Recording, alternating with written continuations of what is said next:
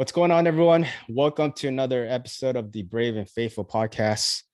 Today, I have an Army veteran.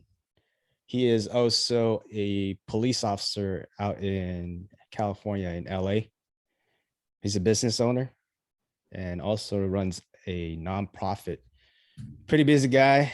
He goes by Charlie One, or the operational athlete, aka Matt. What's going on, Matt? Hey, what's up, brother? I appreciate you having me, man. Thanks for Truly an taking honor. Thanks for taking the time, man. You know, before we get started and talk about what you're doing now after the military, can you just briefly tell our audience? I mentioned you were in the Army, what you did, how long you served for, and when did you get out? Yeah, so I was primarily U.S. Army Special Forces, served as a Green Beret as an 18 Charlie, which is a engineering sergeant on my ODA, Operational Detachment Alpha, which is like a 12-man team with Special Forces. That's how we're broken up. And the engineer is kind of the guy who is responsible for like demolition, engineering, but also just serves every other, job that's needed on a team. So I did that for 12 years out of my 15 total with the Army. And I got to serve all over the world. I did a tour in Iraq, 3 tours in Afghanistan. I went around Southeast Asia, Eastern Europe, Africa, everywhere. So out of the 10 years of my 20s, I was gone 9 of those, so it was very fulfilling, but also like, got to do a lot, which was awesome. Yeah, man. From what I was reading, was it a total of 15 years, and then you separated? Yeah. So it was 14 full service, I guess, and then that last year was IR. So I didn't do anything last year, but technically on my D214 is like 15. But yeah, 14 full service, and then separated.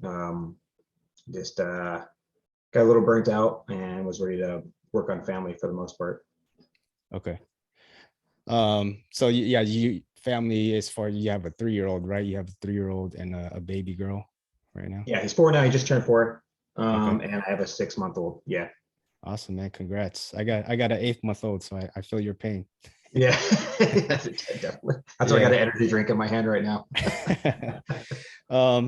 So he's obviously you spent a lot of time, 15 years, most of those times, being away from family and deployed, right? What was kind of like, what made you decide, like, ultimately to transition out of the military? And what was your biggest takeaway from, your time with the Special Forces? Yeah. So, I mean, my reasoning for getting out was 2 things. One was I wanted to start a family. I wanted to be around my siblings more. I wanted to be around my siblings' kids more. I wanted to be around family and just be able to help mentor and help just in general with everything. I wanted to come back and tell these kids my stories and be around for them, whatever they needed. And that was like one of the main reasons I got out. And then secondly, my mental health was declining as I was at the end of my service there in 2016. We had a lot of stuff happen and everything kind of caught up with me during that time frame. So 2017, 18, 19, I was struggling and I was keeping it to myself for the most part. And, finally came to a point where I was like, I think I need to move on, seek help, take a break. And ended up being one of the better decisions I made. So, you mentioned mental health and, you got a lot of things going on right now, right? Like, especially, being a police officer and then, being involved with different businesses and also the nonprofit. What kind of led you to, basically where you're at now in your second service? I just need a purpose still. I still need a purpose as I left. I was on National Guard for the majority of my time, and especially at the end there, I wasn't as active as I was on deployments. So I had a job while I was still currently serving in the Guard, the reserves, and I wanted to do something that was still selfless. Like selfless service is one of my big values that I definitely hold close to me. So I wanted to continue to serve people and continue to have purpose and do something that I thought had a lot more meaning.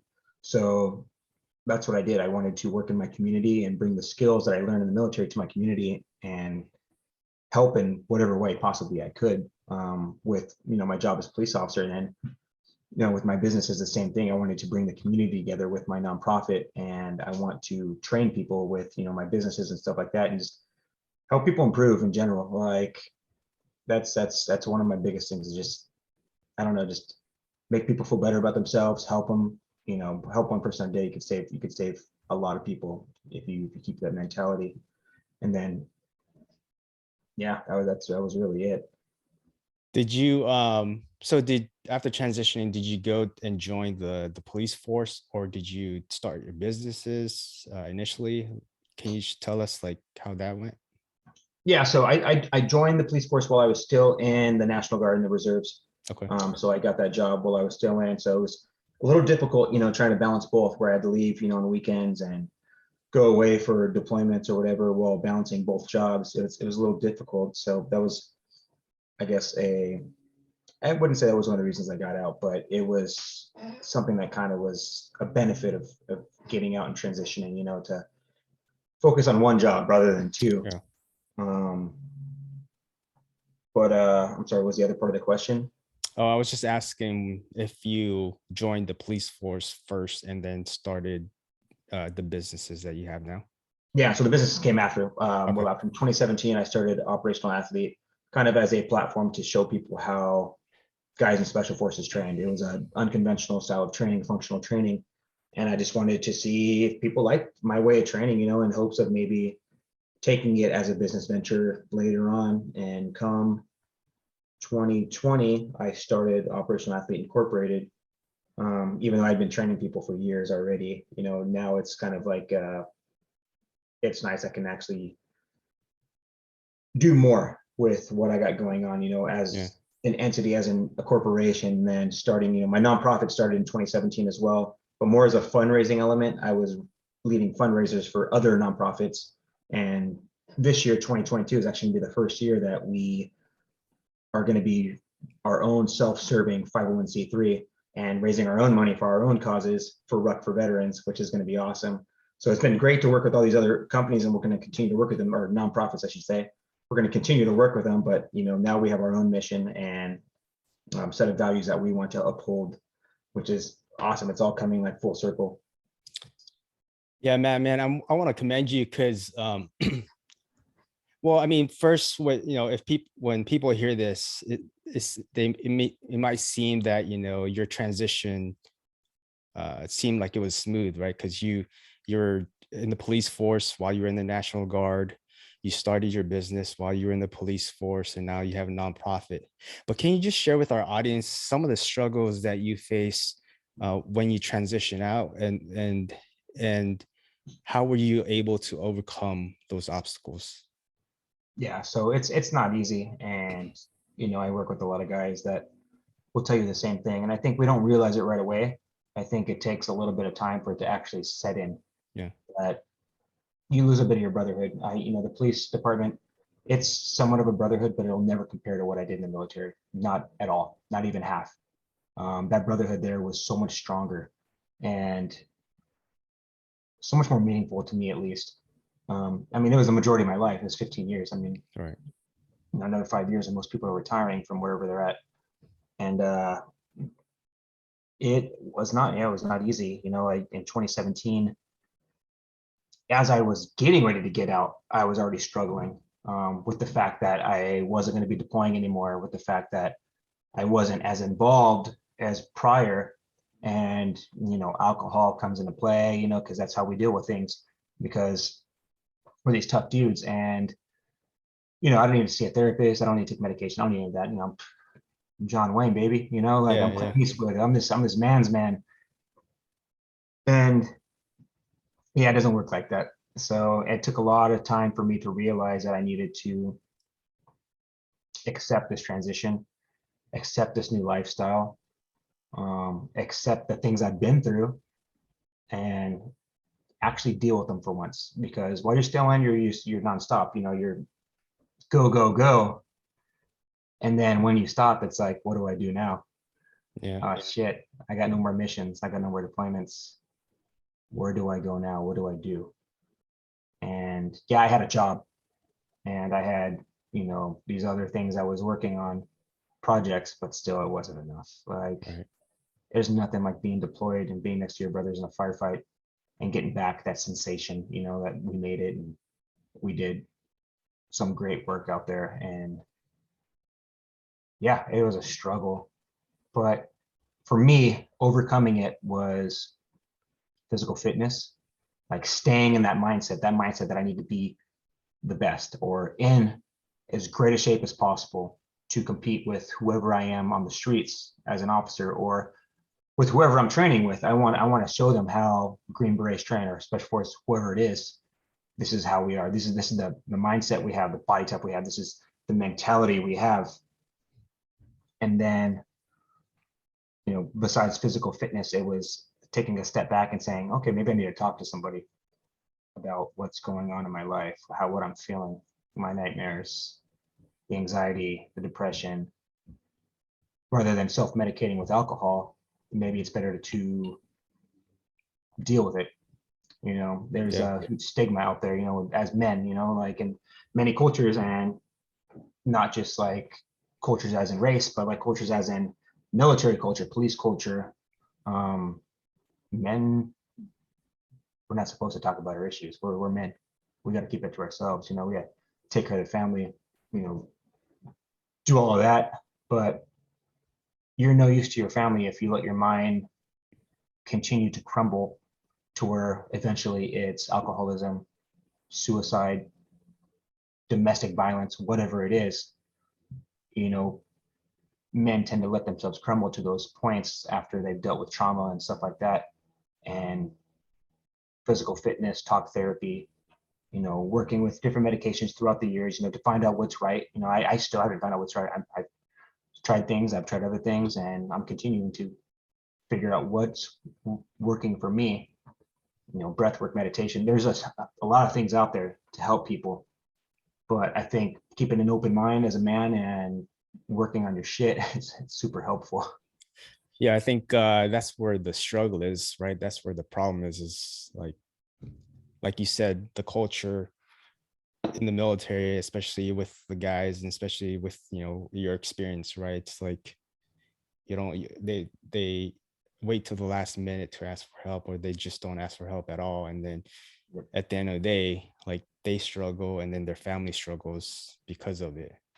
Um, and I think that's like, I mean, there's so many organizations now, and I'm sure your nonprofit does that as well. Just continue to help guys and gals who face the same struggle that you did while they transition out of the military. Just kind of try to give them, you know, another avenue to cope with their stressors and mental health issues. Yep. Um, let's talk about operational athlete. Where did that idea or that name came from? Like, how did you think about operational athlete? So unconventional athlete was taken. That was kind of what I was feeling. But then, I sat down and thought about it. I was like, what does it mean to be operational? Like, being operational is being ready. Like, it's being ready. If your unit is operational, you are ready to deploy. You are ready to engage in combat. You're ready to engage whatever. And what aspects of being ready do you need to be operational in? That's unit readiness, as far as everyone's ready to go with their weapons. Everyone's ready to go with their minds, their bodies. So that's where I came up with it. And then we came up with the motto, lift, fight, shoot. Like, that's our motto for operational athlete. Being trained in 3 of those disciplines and continuing to train in lifting could be whatever. That's some sort of training, what sort of functional training. Fighting, whatever martial arts it is that you're doing. And then shooting, obviously, staying proficient with your weapon and tactics. Staying proficient in those 3 areas is what makes you operational. So that's kind of where I went with that. Um, you mentioned lift, fight, shoot, and some of the things that you need to be proficient at. and I'm sure you've trained, many different people. How is it different from training, the military guys, vice the just your everyday guy or gal that's out there? I think it comes down to mindset mostly. Um, there's some studs out there, a male, female, whoever. I've run across a lot of them that they're great when it comes to physical fitness and no stress environments. But when you add some stress in and you start working on mentality, then it becomes a completely different picture. Mm. Like anybody can sit in there and lift weights all day or run a marathon, go for a long swim, jump in the ring. Well, I mean, jumping in the ring adds a little bit more stress, but still, when you push people to their mental limit is when you truly see who they are and they truly see who they are. And that's kind of how we base our training. My guys that I take out there to the beach or in the gym or whatever, they'll tell you like there's no physical aspect that can prepare you for it. It is 100% mental. If you don't want to quit during my workouts, then I'm doing something wrong, because I want you to mentally get to that point where you need to push yourself, push your intestinal fortitude, push your heart, your brain, whatever it is, dig down deep and Mm. really say, I got this. Because people don't realize how far they can go. And it's not a physical thing at all. It really isn't. Like your body can go the limit. I'm not going to push people to where their physical body can't do it, because that's when they get injured. But I want them to get to a point where it's like, okay, oh shit, let me take a deep breath. Let's keep going. We got this, and then that's when I call it. I'm not going to push them past that limit because there's no reason to. I want to get them to that limit and see if they'll continue to go for a quick second, quick minute. And then it's like, you see, you can push past it. And I love that. I love seeing that click with people. It's amazing. Yeah, as a coach, right? Just Yep. like seeing them get past that mental hurdle and like just going past it. It's like you're like more excited than they are sometimes. Yeah. I mean, I put some of my guys through a coin challenge, last year before, might have been a year before, but I had them do this entire beach workout. I mean, the warm up was a 3.5 mile run in the soft sand. And then I had them do the sandbag workout that was insane. And then at the end, I said, okay, one more lap, 3.5 miles soft sand, come back and I'll give you my coin. And, you could see a look in the face like, damn it. But every single one of them took those steps. And I ran with them to the next lifeguard tower, which is about a 1/4 mile. And I was like, stop. They're like, what? I'm like, that was a test. I wanted to see if you mentally had it in you to push yourself another 3.5 after destroying yourself pretty much. Guys were tired. One guy's leg was cramping up. He wrapped his sweatshirt around his leg to give it some tension. Mm. He's like, I got it. I was like, no, don't worry about it, man. Don't worry about it. He's like, no, I'll walk it if I have to. I was like, all right. I got to the lifeguard tower. I was like, stop. I'm like, this is where the test ends. The real test was you saying I will continue to go. Everything before that was just leading up to it. So what's next for Operational Athlete Incorporated? Like what do you have in the future plans? So I'm fortunate enough to work with companies like Iron Infidel, Alpha Elite Performance, and Vertical Fitness, and they continue to push me to come up with new concepts as far as like training goes, as far as shooting goes, fighting, all the above. So I get the opportunity to work with UFC fighters. I work with these high class level shooters Mm. and people in the fitness industry. So I'm continuing to push myself to work with these people to learn from them, and also allow them to learn from me too. Like just sharing knowledge, which is great. And then additionally, looking to open a gym here in the next couple months. It's been a year-long progress on the gym, South Bay Boxing Company here in Torrance, California. So that's going to be a new venture, is training fighters and bringing this mindset that I've kind of been preaching on. The continuing to push through the pain, the mental pain, and bringing that to the boxing community. So it's going to be awesome. And then besides that, operational security is on its way up. So getting into the security realm of things here in the LA area, and then Ruck Provettes. That is like one of my biggest pushes. Is I got a board full of military veterans. Will Jones included, that's been on here. He's on my board. So just creating these events that take people out to get them into the physical realm of things to help with their mental struggles and to raise money for those veterans that are struggling that might need a little extra assistance or might need some help getting workout equipment, stuff like that, raising money through that. So that's it's nonstop. If I could start something else next week, I'll start something else as long as it helps people and it's along the same realm of things, you know. So you mentioned Provettes. Let's go into that. What led you to start this nonprofit? And you said initially it was just about raising fundraising, right? Like just raising money for other nonprofits. Yeah. So it was a fundraising element to begin. But for me, it really just came to like I needed that brotherhood and I needed to give back to the I guess the people who gave me so much, the military, the veterans, my Yeah. brothers, like that. So it was about physical fitness and brotherhood, the two things that saved me from myself. So that's why I started this whole thing. And then, yeah, now moving forward with Provettes, we want to continue to create these events where it's ruck marches or it's 5Ks, 10Ks, it could be swims, whatever, something physical. Because for me, like getting physical and physical fitness, it just helps my mental health so much. I mean, the days I start my day off with a workout, I am in such a better mood the rest of the day. And when I don't, I can literally feel it. And that's just me. And I know I'm not the only one out there. I've talked to many people. So I want to continue to give guys options. Maybe this is something that'll help somebody. Maybe it's talk therapy for someone else or meditation for another or yoga. But physical fitness have helped me so much moving forward with my mental health that I want to bring this to other people and raise money to where I can create these programs where I can help guys get fitness equipment for their house, help them with their home gyms or give them just a rucksack and a pair of boots, maybe some workout bands from Iron Infidel, or maybe some programming from Hard to Go Fitness, some supplements from Alpha Elite, from whoever, some coffee from Black Rifle, who cares? Whoever donates and wants to be a part of this, we're going to throw this in this rucksack for this guy and give him some purpose, give him something to do, like you could throw sand in a rucksack and go on a walk. And that's a workout right there. It is a good workout. I mean, guys that'll ruck out there, they'll tell you, I mean, ruck marching is not easy. You step it out, you put some weight in there.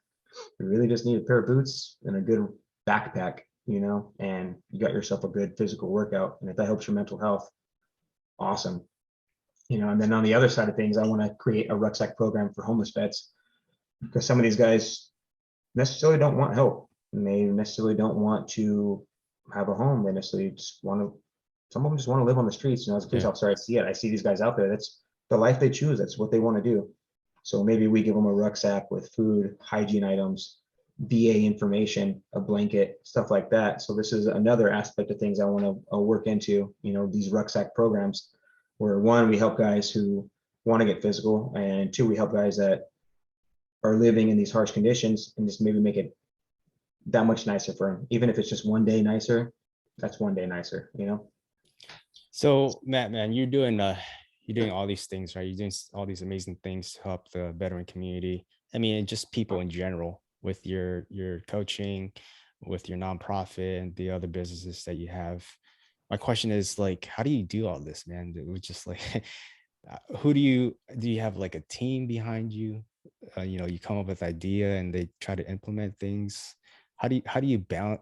How do you put yourself in many different positions and in order for them to be successful? Man, it ain't easy. I'll tell you that. There's days where like yesterday was one day I had 4 meetings. Each of those meetings was for a different cause, and it definitely gets overwhelming, but at the end of the day, I know it's going to help somebody. So it's worth it to me. Hmm. Unfortunately, I'm off of work right now because of 2 surgeries I had. So I have the time. And if I have the time, I want to make use of the time. Bottom line, like there's no reason to sit around and do nothing. And if I have the time, I'm going to make use of it. And as long as I make enough time for my family, whatever time I have left over, I got to do something with it. It's just how I'm programmed. I don't know if that's something I learned or something that I became when I was in the Army and Special Forces, I just constantly got to keep myself busy. There's no days off really. I if I can continue to grow, I'll continue to grow. Growing up, I didn't have anything. So at the same time, I want to make sure my children have this legacy, this dynasty. They have options I didn't have, Right. like to play whatever sport they want to play. I always wanted to play hockey growing up, but I couldn't afford it. I always wanted to, travel, couldn't afford it. I wanted to go to college, couldn't afford it. That's why I joined the military for college. I want my children to have options and be able to do those things. So, with the business ventures, that's big on that for me. But I also want them to learn about helping people, philanthropy, stuff like that. I want, Service. yeah, I flew both my kids out to Texas for this last rec for vets. My daughter was, man, she was like 3 months old at the time. My son was 3. That wasn't easy traveling with 2 kids. Yeah, me and my girlfriend, that was horrible. It was so crazy. But I brought him out there, because I don't even know if they'll remember, but I wanted them to be a part of it, to see the people, to see the smiles, to see what dad did, what his mission was. Because they'll never have an opportunity to see me serve. They'll see the pictures, they'll hear the stories, they'll see some of the videos, but I want them to see the continued service that we got going on. With the gym, I want to get my son involved in the gym. If he wants to fight, he wants to fight. If he doesn't, then I want him to be there just to watch and hang out, meet people. But so I'm going on a tangent, but yeah, I'm just excited to help people and be a good dad, pretty much. Yeah, I mean, I think at the end of the day, like, when you have kids, like, who else are you gonna do it for, right? Like you said, you're trying to leave a legacy behind for them, right? And what better way than to show them, hey, this is, one way we can help those in need or less fortunate, right? I mean, even if it's, I mean, the time is like the most valuable gift we can give anybody. Um, Yeah. so I think that's key, and thank you for doing that. No, I agree with you. I just want to touch base on that. Like time, yeah, you're right.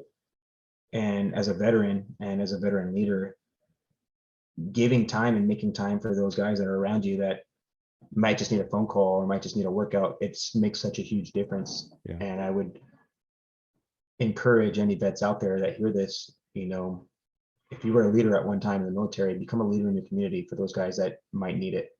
Yeah. And maybe you weren't a leader, it's time to step up. Make time for those vets around you, whether it's putting together a running group, a workout group, a reading group, whatever it is. Me and my guys just started passing around books.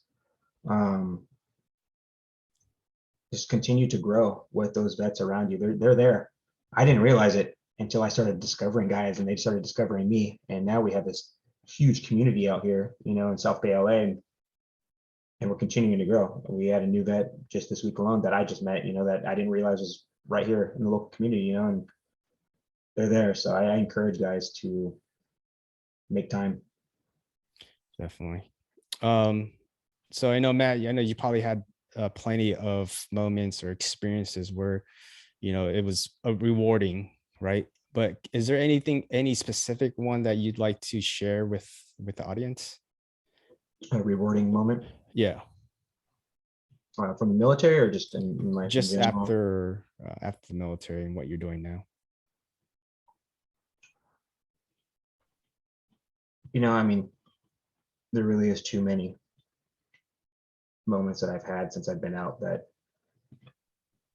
and I think it's just the moments I've had where I work with vets and they come to me and they're like, dude, you saved me. I've had that happen multiple times. And one guy specifically, I won't use his full name or anything, but his name's Drew. For short, he's told me, he's like, Rec for Vet saved me. Like, you saved me, brother. Like, and I mean, man, Yeah. I needed saving at one point. And like, luckily, like, I figured it out. And because I did, I helped this person and maybe this person, that person. Like, you never know, it's a chain reaction. But he tells me all the time, he's a brother. Pat him out here. He's been on my page before, and I don't think he realizes how much that means to me, how much I needed it and realized guys need it. and how much that continues to drive me on this mission. Because I know and I hope that won't be the last time somebody says that, either to me or somebody that's a part of my veteran network, that they were saved because of my guy James, my guy Will, my guy Albert, my guy Mario, whoever else. One of us will save somebody else. So that was a big moment for me, where I was like, whatever I do, it's worth it. And what's one actionable step that you can give anybody that's listening right now? If what's one thing that they can, what one step that they can take right now in pursuit of their, whatever that may be, right? Whatever they want to do in after the military. Just do it, man. Like, just don't quit. You were more capable of accomplishing things that you never thought you could do. I never thought I could own a business. I never even thought of it at all. And I'm still learning and I'm still figuring it out as I start a new one with my cousins, operational security. They lean on me for advice on the business aspect of things, where I've only been open like a year and a half, like business wise, I've been doing this for a while, but like as an actual functioning business, like I had no idea what I'm doing. I'm still figuring it out. So if you have an idea, do it. Don't wait, because someone else is going to take that idea and they're going to run with it. And whether it's successful or not, at least you tried. You don't need to make $1 million your first year. If you do, that's amazing, but you don't need that. As long as you're continuing to move forward, you're continuing to do what you want to do. For me, that's helping people, that's staying, in my realm of things, my brotherhood, my military, that makes me happy. That's worth it for me. That's worth $1 million, and if these other businesses take off and they do great, that's great for my family, for my kids, give them opportunities, but you don't know unless you try. Like I never thought I'd own a gym, and it's coming to fruition right now. And do I know how to run one? No. Am I going to figure it out? Yeah, I have to figure it out. I'm gonna do everything I can. I'm gonna lean on people. This is a huge community. I have friends like Ben Bunn out in Tampa, Florida, Cigar City CrossFit, that will mentor me. He's a gym owner. He's offered multiple times, whatever you need. You got Code 3 here in LA area. Daniel Wu, he's a firefighter, local guy. Whatever you need, let me know. There's guys out there that'll help you through the process. Don't be afraid to ask for help. I'm here to help. Anybody out there, vet, civilian, whoever, I don't care. You need help in the process of starting something, I can help you as far as with whatever I know. That's about it. I'm no billionaire, but I got a basic knowledge of it now, so I can give you the very little I know and take it from there. And there's other people out there that'll give you some. So don't be afraid to ask questions. Don't be afraid to ask for help. Don't be afraid to take a leap of faith and just go for it. Yeah, that's the most important thing, is just, there's people out there who have been in the same shoes that you want to be at, or if whatever you want to open up a gym, there's hundreds and thousands of other people who've opened up a gym that you can ask and help for help for, right? And then on the other side is, you never know what idea could could help start, save hundreds and thousands of people, whether that be physically, mentally, or whatnot, right? And like with this, you said, you mentioned your cousin with the security, right? Like he's asking you for advice when you just got started recently. There's always like levels, and there's always people 1 or 2 steps ahead or behind you that that can always you can either ask for help, or that are asking you for guidance because you started first, right? So yeah, absolutely. If I wanted to start a podcast, I'd reach out to you. Put it that way, like yeah, the other guys I've been on with, like, what equipment do I need? How do I get this started? How do you get sponsors? How do you do this? How do you do Zoom? You just got to ask questions and don't be afraid. Suck it up, suck up your pride. None of us know everything, so just be willing to learn. definitely. All right, Matt. So going to the second segment of the podcast here, this is what I call the Fast Five. These are the same five questions I ask all my guests. So the first question is, what's one hobby you enjoy? Anything that has to do with the ocean. But to be specific, one of my newest ones and one I continue to like the most is free diving, spearfishing. I like Okay. the aspect of holding your breath and just going underwater Yeah. and hunting pretty much. It's every man's game out there. The water is the ultimate equalizer, and especially when you got to hold your breath. It's physical at that point and mental. Next question. If you had to choose one person to hang out with for one day, who would it be and why? At I answered your question. The questionnaire is it'd be my grandfather. He was a major male figure in my life, and he taught me everything that's positive in my life, like how to be a man, how to have manners. He taught me how to shoot. Taught me the outdoors, hunting. He kept me off the streets. He kept me from doing dumb shit for the most part. He taught me just how to be a respectful young man. And he was there at my basic training graduation, my special forces graduation. It was He was always a positive influence in my life. And when I was deployed in 2009, he continued to battle cancer, and his cancer got so bad and his medication got mixed up. He eventually ended up taking his life. And if I could just have one more day, I just want to tell him how much he influenced my life. Since the day he passed, I got a bachelor's degree, I got a master's degree, things that I talked about with him growing up that he told me, you could do whatever you want to do. It doesn't matter your situation at home. Telling me about my deployments.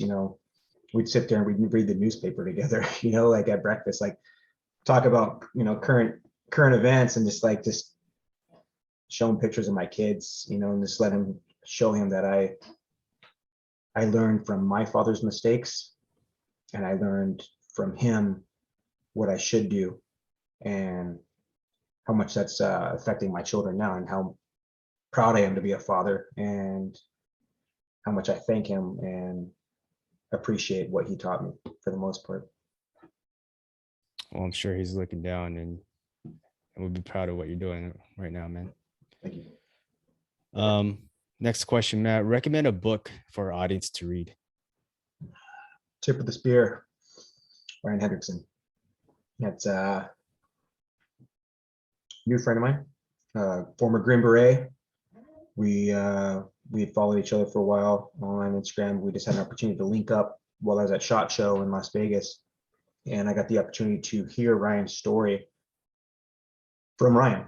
I sat there and talked with him, and he from before the military, through the military, through a life-changing injury while serving overseas, to post-military, overcoming PTSD and depression, to what he's doing now. His story is amazing. I'm not done with the book, but where I'm at, it resonates with me, in my story personally. So, and after meeting Ryan and just shaking his hand, looking him in the eyes, and listening to his story, I could tell this is 100% a real person with a real story that is truly passionate about spreading the word and helping people through that word. So Ryan's a great guy. I recommend it to vets, civilians, whoever. I bought a copy. He gave me a copy and wrote me a special message in it, but I bought a copy to hand out to my local veterans here. So Will Jones being the first person that has it right now, he's about halfway through as well. So Will Jones has the book right now, and he's going to be passing it off to another one of our local veterans once he's done, and then keep passing that through the local community. That way everybody can just hear this story and just be motivated and inspired by it. So tip of the spear. Yeah, I've been meaning to get Ryan on the podcast. Yeah, great guy. Absolutely. You'll 100% enjoy talking with him. Matt, next question. What's your favorite quote and why? George Orwell, if I can make sure that I get this completely right, but people sleep peaceably in their beds at night because rough men stand ready to do violence on their behalf. And that couldn't be more true about what we did overseas, and what law enforcement and federal law enforcement do here today still. Yeah. There's a reason, like, people aren't kicking your door in at night for the most part. It's because people are out there taking those people off the streets. There's a reason we are free here in this country. It's because our grandfathers, their grandfathers, did that for us a long time ago. The majority of my missions in Iraq were fought at 3, 4 a.m. in the morning.